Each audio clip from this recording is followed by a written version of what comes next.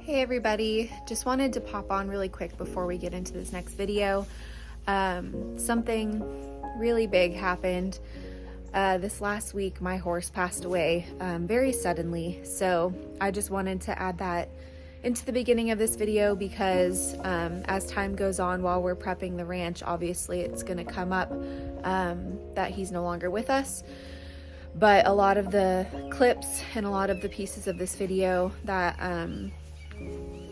we are putting together has to do with both of them because when we were filming it, Bandit was still with us. So just wanted to add that update and just thank you guys for all the love and support. And it's gonna be a long time before, you know, it doesn't hurt so much, but he was a good boy, and we're grateful for the time that we got with him. So spending a lot of time with Phoenix, making sure he knows how loved he is, and yeah, so just wanted to give you all that update, and let's get into the video.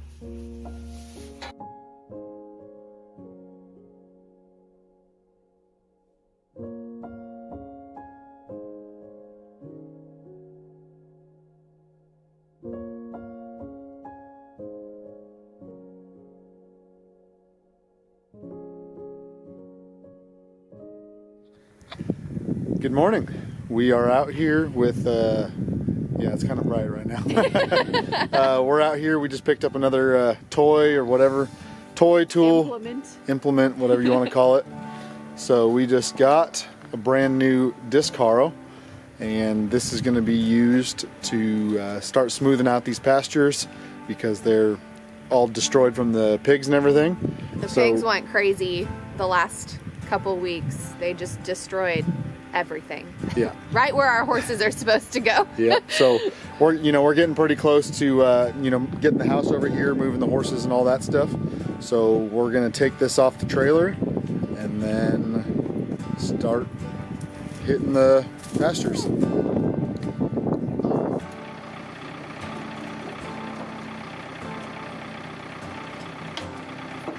They are going to use chains to lift it off the trailer, and while they're doing that, I'm going to walk around and show you some of the pig ruts, why we definitely needed a disc harrow, because the pasture section that we're going to put our horses in has been absolutely destroyed by hogs. So I'll go ahead and show you some of that. So it's kind of hard to tell exactly how big it is. If my dogs weren't having so much fun running in circles, I could use them to show you. But as you can see, there's just all these spots in the ground where the pigs have just used their big old schnoots and have just made all these ruts. So we just want to make sure that our horses are going to be able to have some flat ground so that once they're out here in this section of the pasture, we don't need to worry about them tripping and falling or breaking any legs.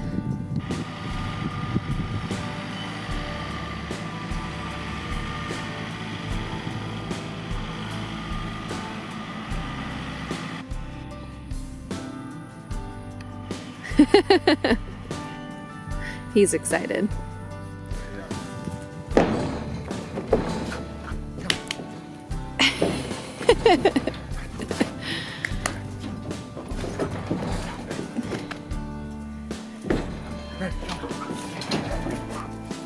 They are totally fine with you being king of the mountain. Come on. Come on. Go.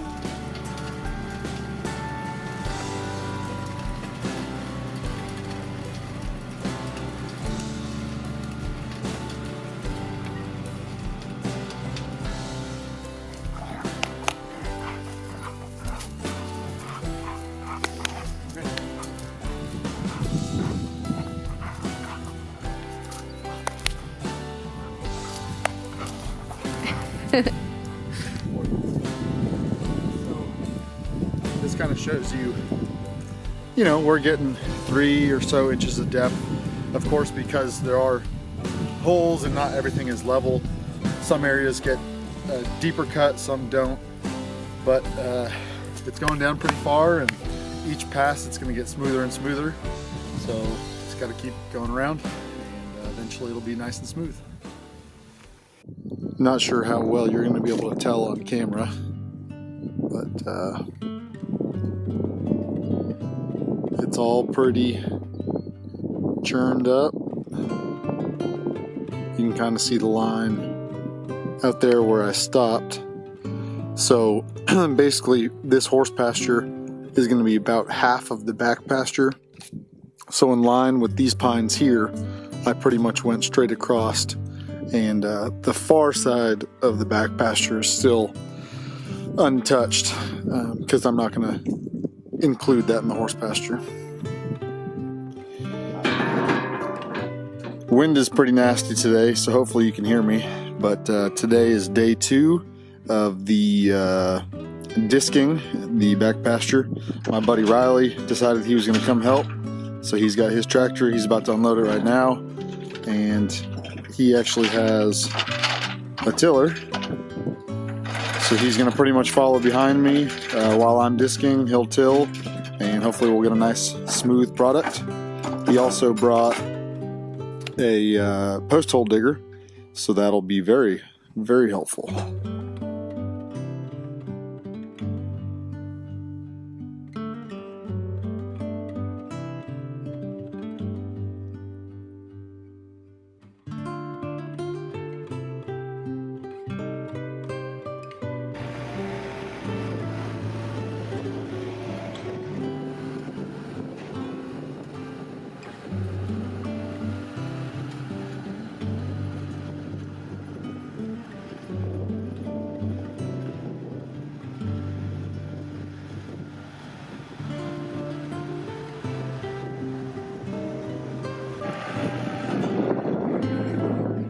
He's having way too much fun right now.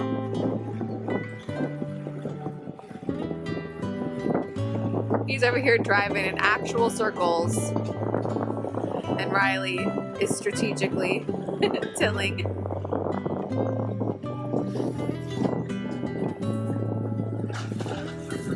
At least someone's focused. So here's all the disked area, and then there is all the tilled area.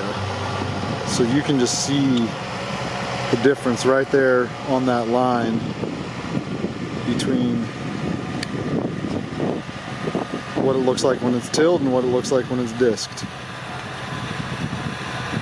So there he goes. This whole area is just looking beautiful. I wanted to take a quick second to say I've been reading through all the comments, and I see that everyone's kind of been complaining about the wind noise, which I totally understand. It's been really annoying. Unfortunately, we can't control the wind, so we went ahead, finally bought a nice microphone for the camera. It does come with one of the big wind socks on it, so hopefully that should help. We also bought a little pair of these microphones that clip onto your shirt, so when we're filming with our phones, it should sound a lot better there as well. Unfortunately, as you're watching this video, I understand you've been hearing that wind noise still. We got these microphones after filming all of the clips that you're watching now in this video, but on the next one it should sound a lot better, so hopefully you can stick with us. Everything's gonna just keep getting better from this point forward. We're trying to invest a little bit of money into the quality of our production tools like the camera and microphones and stuff, and then also we're trying to spend a little bit of money into the editing side, but of course it's a little bit tough, so that's why your support means so much. So once again, thanks for following along, and make sure you like and subscribe, and let's get back to it. So this is the very first step for prepping the ranch for our horses. So you'll have to bear with me while I explain it. It's gonna be a little hard to visualize probably at first, but I'm gonna just show you what our plan is and how we're gonna make it work so that we can wait a little while to actually build a barn, to try to save some money in the short term so that we can build what we really want. So if you remember, there used to be a guardrail dividing this lean-to area from the rest of this storage barn. So we took the guardrail out, and our plan is to turn these first 3 sections into stalls, and then we are going to open up those walls for those 3 sections and put in gates and seal off this wall right here to turn these into 3 complete stalls. So this is the exterior section that we're gonna need to take off for the 3 stalls. So it'll go about to that super crooked tree that has decided to become one with the roof. And all of that will be stall doors or stall gates so that the horses can come out here. And this area right here is going to kind of be like a small paddock area, just so that they have some place that's close to their stalls that they can hang out and have some shelter if something ever happens and a fence breaks or anything like that. That way we have a place that we can keep them a little more confined, but they're not just sitting in their stalls. So they'll have their exterior stall door gates. The interior stall will be right here, and then this small paddock area, and then we're going to take out some of these fence posts and put in a gate probably right there in the middle, in between those trees. That way they can go out into their pasture area, which once it is all fenced is going to be this right here. If you're wondering why we are planning for 3 stalls rather than just 2 stalls, since we only have 2 horses, there's technically 2 reasons. One of them is just having an extra stall is nice, in case something were to happen and we needed to house either someone else's animals or just an extra place to put someone or something, animal-wise, obviously not a person. But the other reason is that there's a chance that my uncle who lives in California might be sending his horse to come live with us. Just since we have so much land, and in California, you know, there's not a lot of land for a lot of people. So that's not a for sure thing, but we figured that if there is a chance of him coming to stay with us, we might as well just put in the 3rd stall and be prepared, so that we don't have to make any changes later on. So our plan, there is like a seam right on the other side of that pillar, in the sheet metal and in the mesh up top. So our goal, or our thought, I guess, is to see if we can get that undone, just so we can kind of preserve this side of the barn's sheet metal and mesh, just to protect from wind and debris, since only one half of the barn is going to be used for stalls. So the sheet metal, luckily, is mainly just attached to these pieces of wood right here, which are super old, so in certain spots they're kind of rotting out anyways.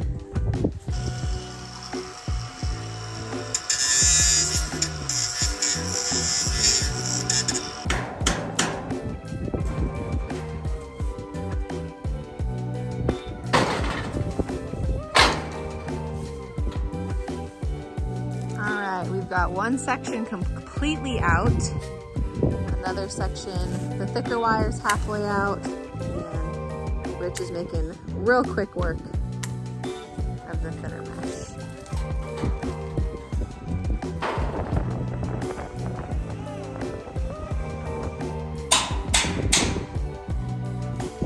So Rich used the donkey kick method for this side, but it's a little more secure over there.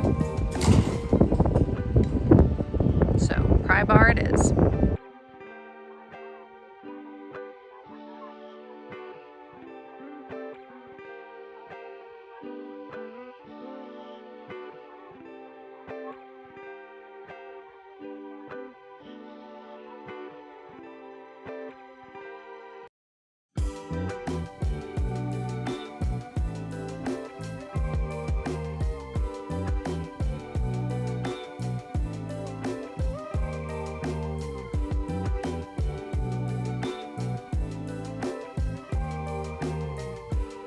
So all the sheet metal is off, all of the wire mesh, the top wood panel is off. We just have this bottom one right down here to go.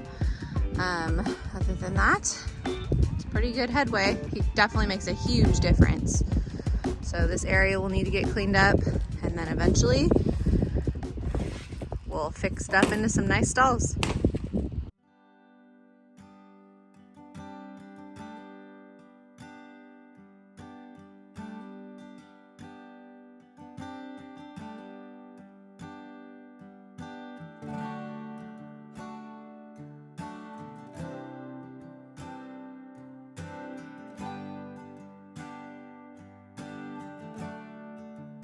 As you can all see, we got pretty much all of the junk out of the way. All the metal, the extra wood, the random just pieces of things that we found that had been laying over here. And our next part that we need to do is getting rid of these lovely tree stumps so that no horses trip on them and so that we can make the ground nice and flat. I'm gonna go ahead and get started on putting up these panels.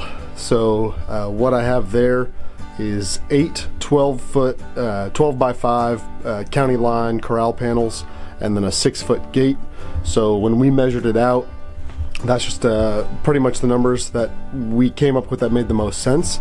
It's not going to perfectly be flush with the property line and all that stuff, but it's going to make the most sense, and I think it's still going to look good. So these panels, they're definitely not cheap, but we figured, you know, time is money, and this is going to make it a whole lot less time consuming rather than trying to build the paddock area for the horses. So I'll flip this around, show you what the panels look like, and get started putting them up. So like I said before, these are County Line brand.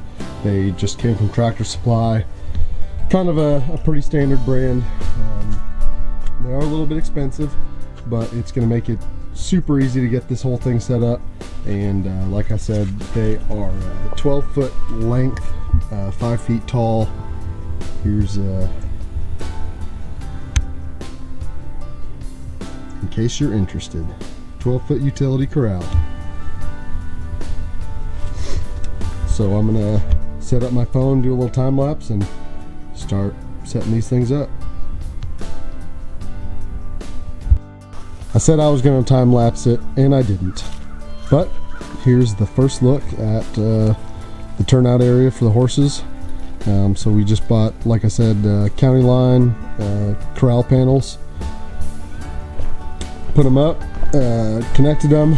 For the most part, what we're gonna have to do here, just because how these panels, they don't have one flat side because they're supposed to join to another panel. So what I'm going to do is buy one of the screws that have the loop, and then we'll put a bolt that goes through here. So top and bottom, there's one in top and bottom. So that'll be secured directly to this piece of wood, and it goes along this way.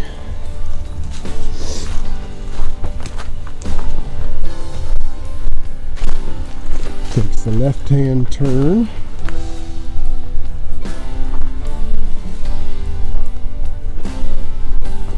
Here's the gate, which I'll show you in just a second. And there's the post that we secured the gate to. Same thing, I'll buy the screws with the loop. That will go in there, secure to that post as well. And then it goes this way. And just like the other side, it'll secure to that post as well. Let me show you the gate. Jesse's gonna open up the gate so you can get an idea. So it's already chained and mounted, so it's fully functioning. And then what we're gonna do, we'll put another post right there at the length of this gate, so that way most of the time we're gonna leave it open. So there'll be another post there, and the gate will just get secured on that side. And then if we wanted to, we can obviously close it up and secure it here. But from this post and that post, we'll do an H. We'll connect it with another one, so it'll be kind of like an H frame, and then all the barbed wire is going to go off that way. And same thing over here. You can see that this, for the most part, it wasn't perfect, but for the most part, lines up with the other posts that we had dug the other day. And same thing, we'll put one more in the corner, and then all the barbed wire will go that way.